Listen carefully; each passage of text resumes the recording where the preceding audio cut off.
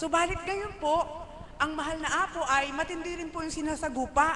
Subalit, hindi po tao yung sumasagupa sa tao, kundi ang espiritu na sa kanyang katauhan. Buhay pa ba ang Diyos? Mga kapatid, ano po yung nais ko pong ituran sa inyo?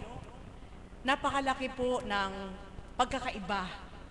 Yung kaukulang kaganapan noon, kaganapan man ngayon, subalit yung pagkakaiba doon sa ibinigay na karunungan ng ating Panginoon, wala mang Jesus sa harapan para magbigay ng kapangyarihan o dili kaya ay siya mismo ang gumawa.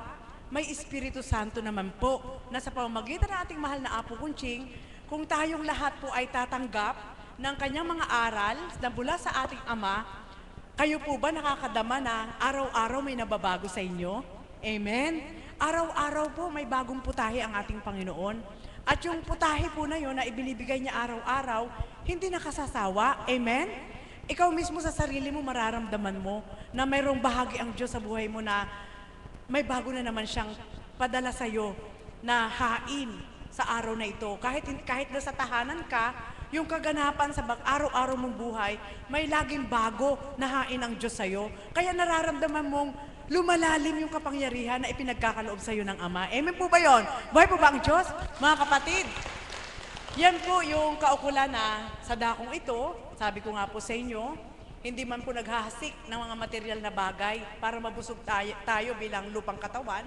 Subalit yung pagkain po na inihahasik ng ating mahal na Apo Kunching, kahit sabihin po natin na mula umaga hanggang gabi, siya po yung nagpapahayag sa pamamagitan ng Espiritu, hindi mo pa rin pagsasawaan. Amen po ba yun? Buhay po ba ang Diyos? Hindi mo pagsasawaan. Bagkos, mayroong recipe ang ating Panginoon na magiging parehas ba ng panlasa, subalit may kaiba pa rin na mararamdaman ka sa puso mo sapagkat mayroong nababago sa buong mong pagkatao. Buhay po ba ang Diyos? Nararamdaman niyo po ba yon?